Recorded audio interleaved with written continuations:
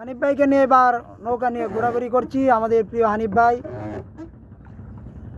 ভাই 02 পেজের নাম, অত্যন্ত একটা সুন্দর পেজ, প্রকৃতি মনা মানুষ। যখনই তিনি অবসর পান চলে আসেন নদী নালা বিভিন্ন জায়গায় ঘুরতে। তো হানিফ ভাই কি অবস্থা? জি ভালো আছি, আলহামদুলিল্লাহ ভালো আছি।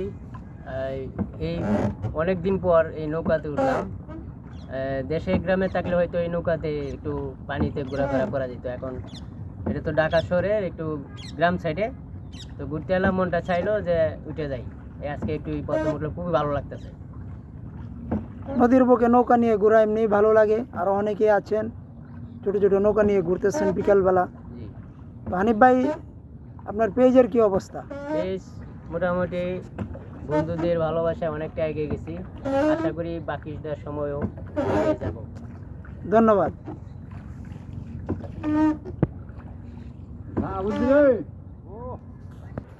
তা আপনারা অবশ্যই ঘুরতে আসবেন। আর ঘোরাটা সবাই পারে না, চেষ্টা করবেন মাঝে সাঝে ঘুরে।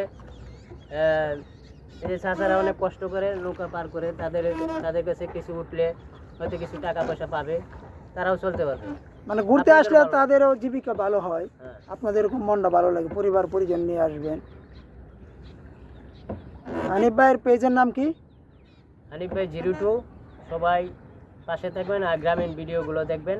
আমি গ্রামীণ প্রকৃতি গাছপালা এগুলোই ভিডিও করি, আর বিশেষ করে গ্রামীণ চিত্রগুলো বেশি ধরি।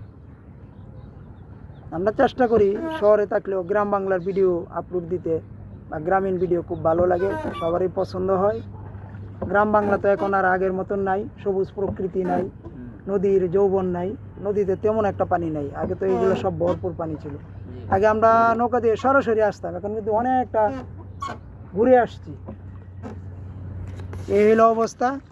মাঝে মাঝে চেষ্টা করবেন ঘোরার জন্য। ঘুরতে আসলে মন প্রাণ সবই ভালো থাকে। আর হানিফ ভাই হচ্ছে কবি সাহিত্যিক লোক, উনি তো এখানে ঘুরতে আসে, মাঝে মাঝে তার হয়তো কবিতার ছন্দ মনে পড়ে যাবে। এদিকে তাকান হানিফ ভাই, এদিকে এখন ক্লিয়ার। তো কবিতা নিয়ে তুই কিছু একটা বলতে। আসলে কবিতা অনেক দিন ধরে লেখালেখি করি, কিন্তু মাঝে সাঝে করি, আগের মতো হয়ে ওঠে না, কারণ একটা চাকরি করি পাশাপাশি। আপনাদের মাঝে ভিডিও করি, গ্রামীণ ভিডিও বাংলাদেশটাকে তুলে ধরি। কারণ এইগুলো গ্রামীণ চিত্রগুলো তুলে ধরলে আমার কাছে নিজের কাছে ভালো লাগে, একটা দেশপ্রেম, একটা ভাবত্ব জাগায়। কারণ দেশপ্রেমের প্রতি মানুষের এখন আকৃষ্ট নাই, সবাই আস্তে আস্তে অন্য দিকে চলে যাচ্ছে। তো আমাদের দেশপ্রেম থাকবে, বাংলাদেশকে ভালোবাসতে হবে। বাংলাদেশ স্বাধীন হয়েছে অনেক, সেই বাংলাদেশটাকে নিয়ে ভাবতে হবে। কারণ যারা দেখছে মুক্তিযুদ্ধ, যারা দেখছে এই বাংলাদেশটা কীভাবে রক্ষা করছে, তারাই বলতে পারবে।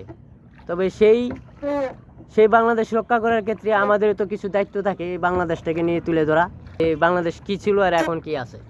যাই হোক, দেশপ্রেম সবারই থাকা উচিত। প্রত্যেকটা নাগরিকের নিজের দেশের প্রতি দেশপ্রেম থাকা, এবং দেশপ্রেম ইমানের অঙ্গ। ঠিক আছে, আমাদের ধর্মেও আছে, যে দেশেই থাকেন না কেন ওই দেশকে আপনাকে ভালোবাসতে হবে। দেশের প্রত্যেকটা মানুষকে, প্রত্যেকটা দেশের সম্পদকে ভালোবাসতে হবে। এখন সবাই বিদেশে সব জায়গাতেই বাংলাদেশ নামে যে একটা দেশ আছে সবাই জানে। এখন আগে চিনতো না, এখন সবাই বিদেশিরা সবাই জানে যে বাংলাদেশ বলে একটা দেশ আছে। ধন্যবাদ হানিফ ভাইকে সুন্দর মূল্যবান কথা বলার জন্য। সবাইকে অনেক অনেক ধন্যবাদ। গ্রাম বাংলার ভিডিও নদী নালা নদী থেকে বিদায় নিচ্ছি আমি এবং হানিফ ভাই। ধন্যবাদ। ভালো থাকবেন।